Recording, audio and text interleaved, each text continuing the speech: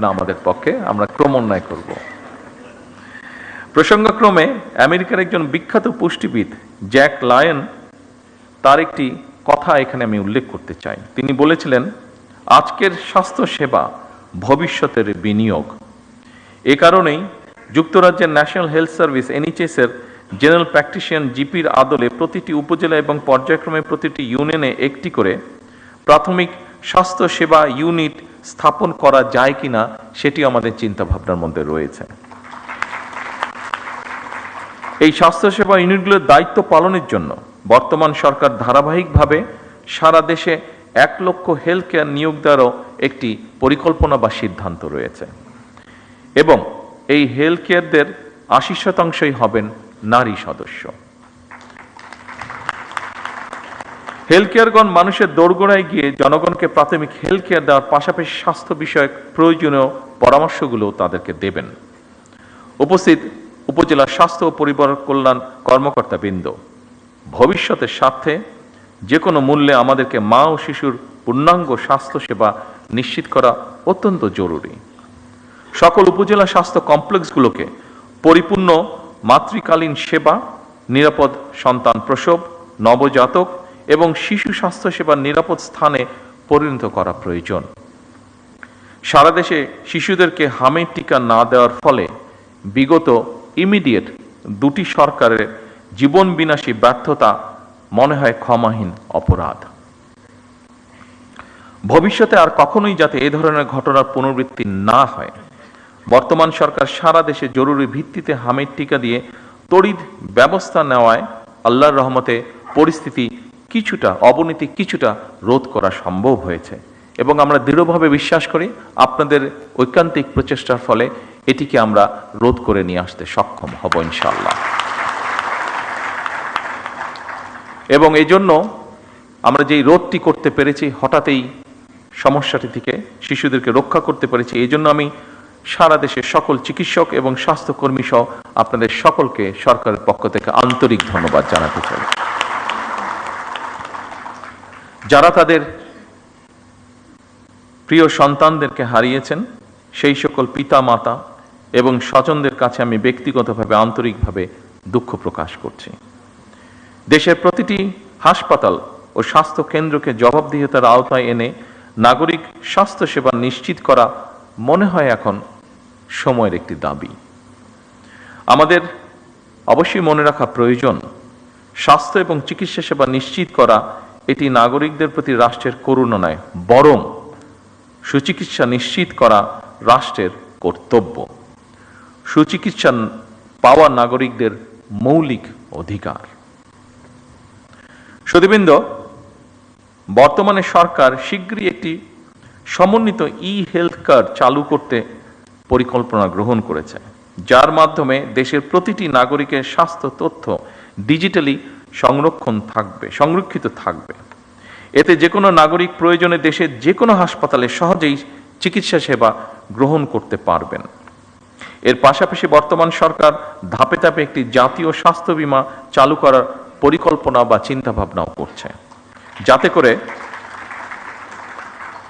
যাতে করে নাগরিক চিকিৎসা ব্যয়ের কারণে যে কোনো নাগরিক চিকিৎসা ব্যয়ের কারণে আর্থিকভাবে ক্ষতিগ্রস্ত না হন।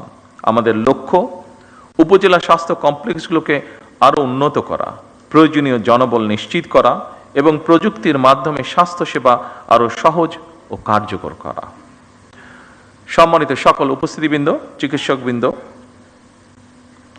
নাগরিকদের সুচিকিৎসা নিশ্চিত করতে হলে চিকিৎসক এবং স্বাস্থ্যকর্মীদের আবাসন, নিরাপত্তা, মর্যাদা এবং জীবন মান উন্নয়ন নিশ্চিত করার বিষয়টি সম্পর্কেও সরকার অবশ্যই ওয়াকিবহাল।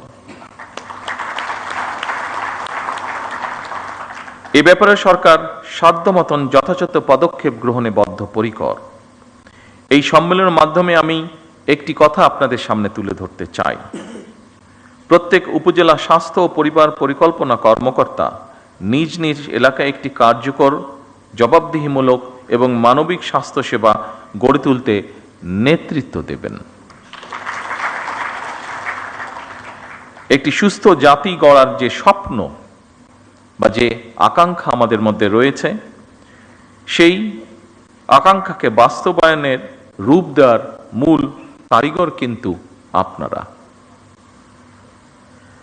আমরা সবাই মিলে একটি স্বাস্থ্য ব্যবস্থা গড়তে চাই, যা হবে সবার জন্য সহজলভ্য, কার্যকর এবং মানবিক। আপনারা একটি জবাবদিহিমূলক, টেকসই এবং জনকেন্দ্রিক স্বাস্থ্যসেবা ব্যবস্থা গড়ে তুলতে সক্ষম হবেন, আমি দৃঢ়ভাবে বিশ্বাস করি।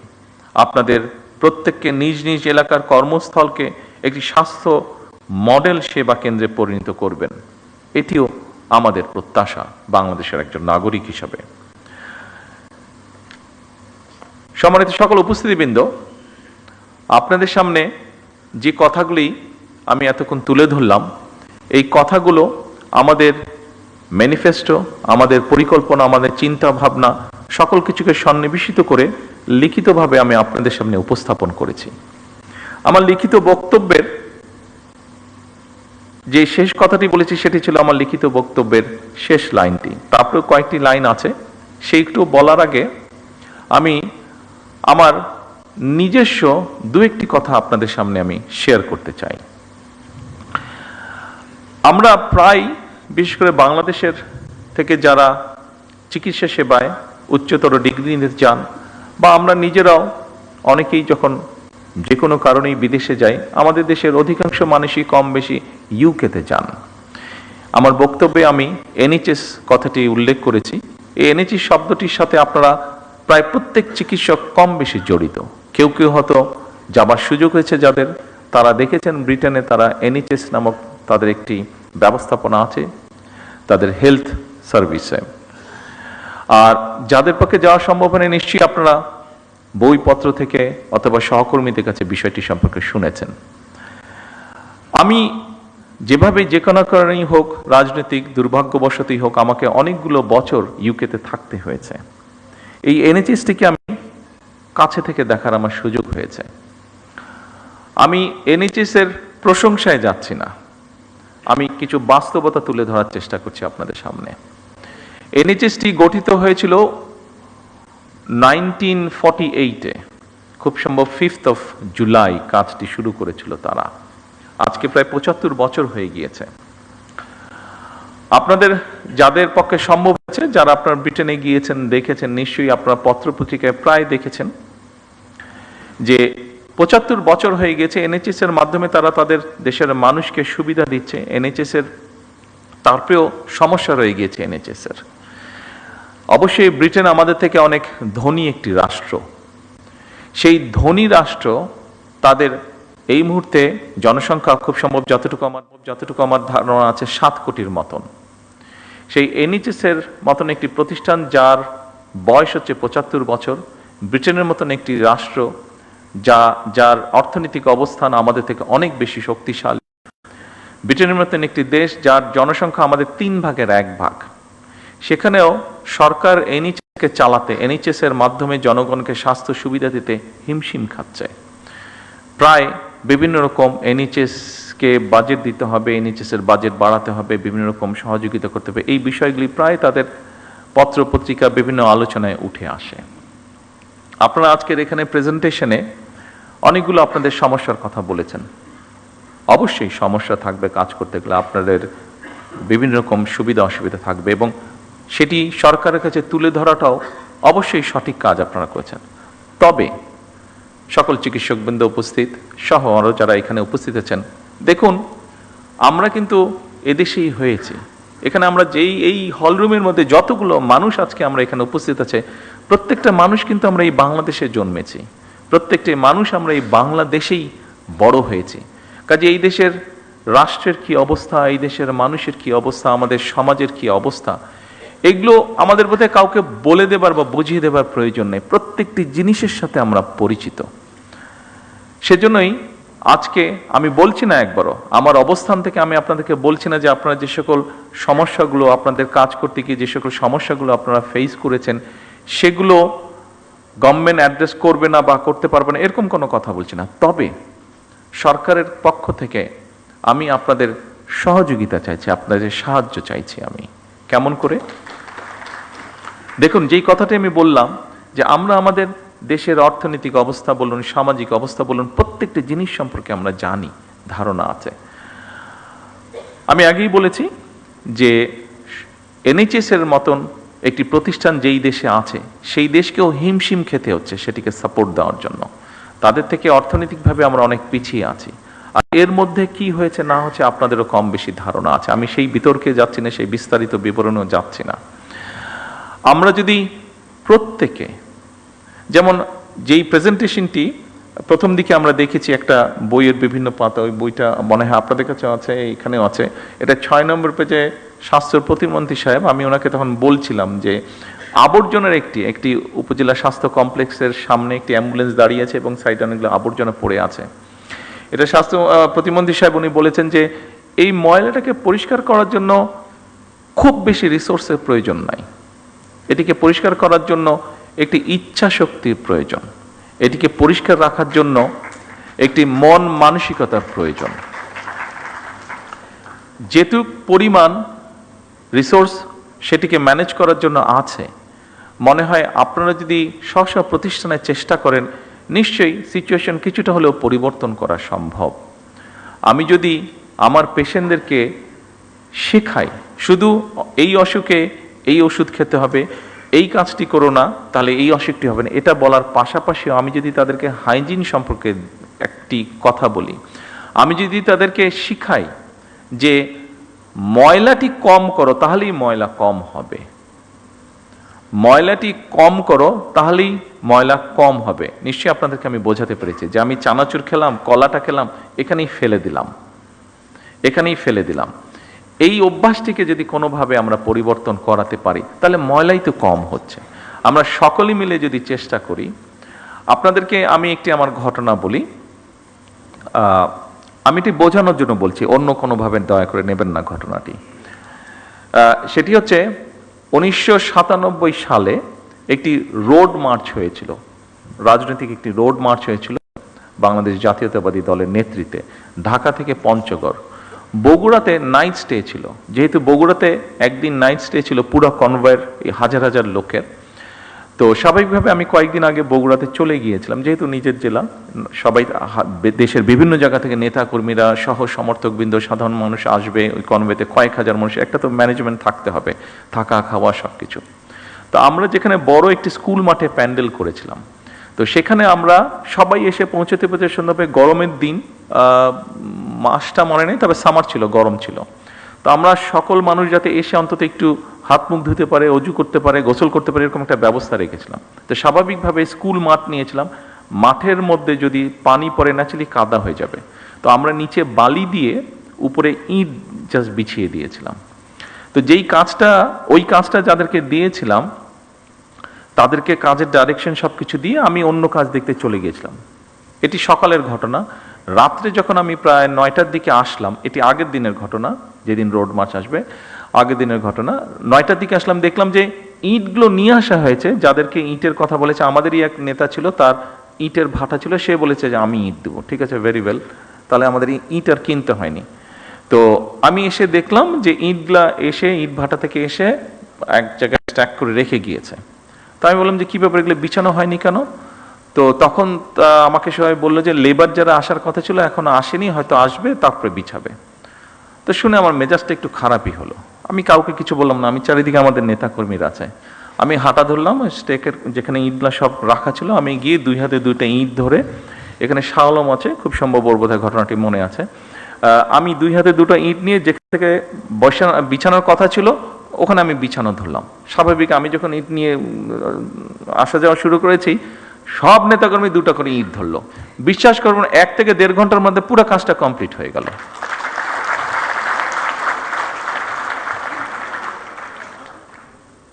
আপনারা যে যেখানে কাজ করছেন, আপনারা সেখানকার নেতৃত্ব, আমি আমার বক্তব্যে বলেছি, কাজে আপনাদের উপরে অনেক কিছু নির্ভর করছে।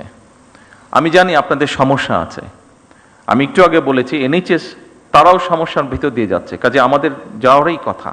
তাদের অর্থনৈতিক অবস্থা অনেক শক্তিশালী, কিন্তু আপনারা যদি, এটি আপনার প্রতিষ্ঠান, ওখানে আপনি নেতৃত্ব দিচ্ছেন, আপনি যদি চান, 100% সম্ভব না, বাট অনেক সমস্যার সমাধান করা সম্ভব।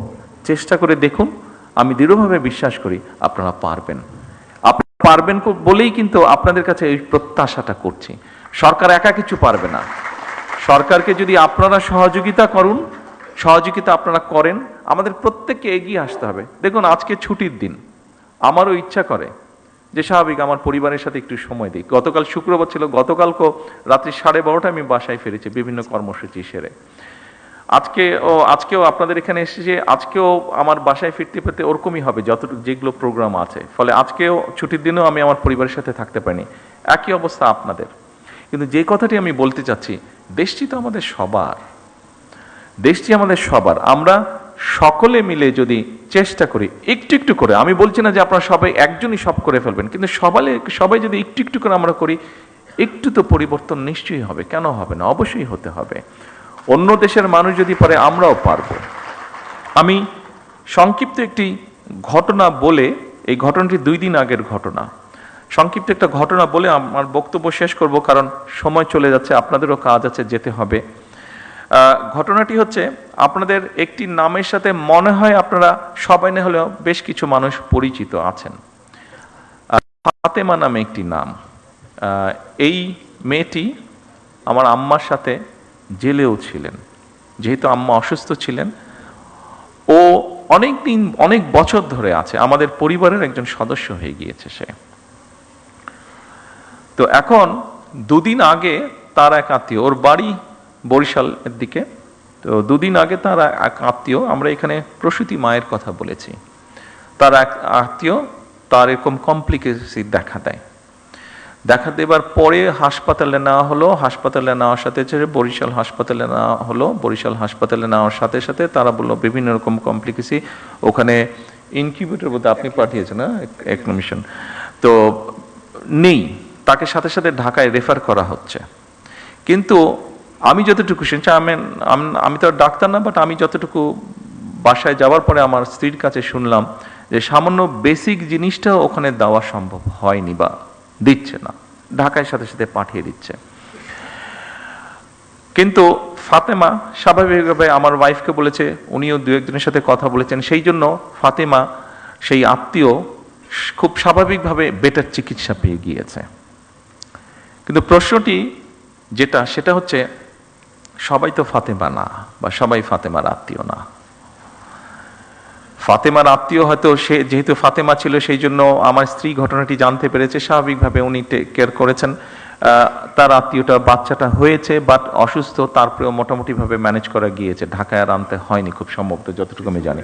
আর সামহাও মিনিস্টার সাহেবও জানার পরে উনিও কিছুটা ইন্টারফেয়ার করেছেন, ফলে এখান থেকে সাথে সাথে একটা মেশিন বোধহয় ছিল না, মেশিনটা বোধহয় পাঠানো হয়েছে। ফলে ওর আত্মীয়র বদলতে অনেকগুলো শিশু এখন সেই সুবিধাটা পাবে, অনেকগুলো শিশু সেই কষ্ট থেকে বা সেই সমস্যা থেকে, সেই বিপদ থেকে বেঁচে যাবে।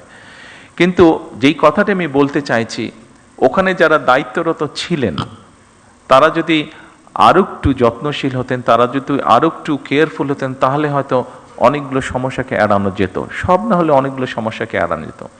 আপনাদের কাছে আমার অনুরোধ থাকবে, এই দেশের একজন নাগরিক হিসাবে আমাদেরকে সাহায্য করুন, সরকারকে সাহায্য করুন, যেন আমরা কাউকে ফাতেমার আত্মীয় হওয়ার প্রয়োজন হবে না। যে কোনো মানুষ যাতে মিনিমাম হলেও চিকিৎসা সুবিধা দিতে পারেন। আর আপনাদের যে সমস্যাগুলো আছে, আপনাদের কাজ করতে গিয়ে যে সমস্যাগুলো আছে, আপনারা এখানে উল্লেখ করেছেন, সেই সমস্যাগুলো একবারে আমাদের পক্ষে সমাধান করা সম্ভব না, এটি আপনারাও বুঝতে পারেন। তবে প্রথম যেই সমস্যাটির আপনারা কথা বলেছেন, নিরাপত্তা আপনাদের একটি বিষয় আছে, যেটাতে প্রথমেই আপনারা হাততালি দিয়েছেন, আমি জিজ্ঞেস করলাম যে ওটাতে আপনারা হাততালি দেন, খুব সম্ভবত 3 নম্বর পয়েন্ট ছিল বোধহয় ওটা। এই 3 নম্বর পয়েন্টটি, এখানে স্বরাষ্ট্রমন্ত্রী সাহেব আছেন, ওনার সাথে আমি আজ না হয় কালকেই স্বাস্থ্যমন্ত্রীকে নিয়ে, প্রতিমন্ত্রীকে নিয়ে এবং সেক্রেটারি সাহেবকে নিয়ে ইমিডিয়েটলি আমি স্বরাষ্ট্রমন্ত্রী সাহেবের সাথে বিষয়টি আলাপ করব। কারণ স্বভাবতই আমি যদি আমার নিরাপত্তা নিয়ে চিন্তিত থাকি, অন্য কোনো কাজে আমি কনসেন্ট্রেট করতে পারবো না। সেই জন্য আমরা সরকারের পক্ষ থেকে চেষ্টা করব এই বিষয়টি কিভাবে ইমিডিয়েটলি অ্যাড্রেস করা যায়। বাকি সমস্যাগুলো ইনশাল্লাহ পর্যায়ক্রমিকভাবে, একটি দুঃখজনক দুর্ঘটনা ঘটেছে, সেটি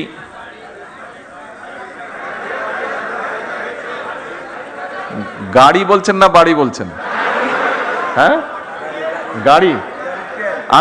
আমি আসছিলাম, সেটাতেই আমি আসছিলাম। জি, টেইলার ড্রাইভার, সেটাতেও আমি আসছিলাম। দেখুন, ওই যে অনেক সময় কিছু সায়েন্স ফিকশন মুভি আমরা দেখি যে back to the future, back to the back to the মানে হ্যাঁ পাস্ট হবে। হ্যাঁ, আমরা যদি পাস্টে যেতে পারতাম তাহলে হয়তো মধ্যপ্রাচ্য যে সমস্যাটা, এটাকে হয়তো ম্যানেজ করে ফেলা যেত শুরু হবার আগে, তাহলে দেশের মধ্যে অনেক সমস্যা হতো না। তেলের যেই কিছু কিছু ক্ষেত্রে বিভিন্নভাবে কিছু অসুবিধা হচ্ছে, যেটি আপনারা বলেছেন, অবশ্যই ইট ইজ নিডেড। একটু সময় দিন আমাদেরকে। আমরা যেহেতু পিছন তো যেতে পারবো না, সামনে পিছনে যেই সমস্যাটা তৈরি হয়েছে এটার জন্য আরও সমস্যা তৈরি হয়েছে। আমাদেরকে অতিরিক্ত অনেক বেশি দাম দিয়ে দেশের মানুষ যাতে স্বাভাবিকভাবে সব কিছু রাখতে পারে, আমাদের যেরকম ভর্তুকির পরিমাণ বাড়াতে হয়েছে জ্বালানিতে, একইভাবে ইন্টারন্যাশনাল মার্কেট থেকে $2 বিলিয়নেরও বেশি ডলার দিয়ে আমাদেরকে ইমিডিয়েট তেল ক্রয় করতে হয়েছে। তার ফলে সরকারের বা জনগণের অনেকগুলো অর্থ খরচ হয়ে গিয়েছে। আমরা চেষ্টা করব যত দ্রুত সম্ভব, ড্রাইভারই হোক অথবা গাড়ির তেলের ব্যবস্থাটি হোক, আমরা করার চেষ্টা করব। একটু সময় দিতে হবে আমাদেরকে, একটু সময় লাগবে, পুরো জিনিসটা ম্যানেজ করার জন্য একটু সময় লাগবে। আপনারা একটু ধৈর্য ধরেন, ইনশাল্লাহ বাকিগুলো ধীরে ধীরে আমরা করব। তবে নিরাপত্তার বিষয়টি আমরা ইনশাল্লাহ ইমিডিয়েটলি দেখব। সকল চিকিৎসকবৃন্দ, বক্তব্য শেষ করার আগে দিয়ে আবারও আমি আপনাদের কাছে সহযোগিতা চেয়ে যাচ্ছি। সরকারকে দয়া করে, সরকারকে বাদ দেন, আপনি মানুষকে সহায়তা করুন, মানুষকে সহযোগিতা করুন, মানুষকে হেল্প করুন। কারণ সে আপনারই কেউ না কেউ, সে আপনারই একজন, সে আপনার এই সমাজের একজন সদস্য, সে আপনার এই দেশের একজন নাগরিক। আসুন, আমরা যেহেতু এখানে আমরা যারা উপস্থিত আছি, এই ঘরে যে কজন মানুষ আমরা উপস্থিত আছে, আমরা কোনো না কোনোভাবে কিন্তু প্রিভিলেজড, কেউ কম কেউ বেশি, কিন্তু প্রত্যেকে প্রিভিলেজ, কেউ না বলতে পারেন না, কিন্তু কোনো না কোনোভাবে প্রত্যেকে কিন্তু প্রিভিলেজড। বাংলাদেশের অধিকাংশ মানুষ, অধিকাংশ নাগরিক কিন্তু নট প্রিভিলেজড। আসুন, যারা নট প্রিভিলেজড, আমরা অল্প সংখ্যক মানুষ যারা প্রিভিলেজড আছি, চেষ্টা করি কিভাবে নট প্রিভিলেজদেরকে কিছুটা সহযোগিতা করতে, কিছুটা সাহায্য করতে, কিছুটা তাদের কষ্ট লাঘব করতে। আমি বিশ্বাস করি যে কথাগুলো, যে অনুরোধগুলো আপনাদের সামনে আমি করেছি, আমরা সকলে মিলে চেষ্টা করলে নিশ্চয়ই অবস্থার পরিবর্তন করতে সক্ষম হব।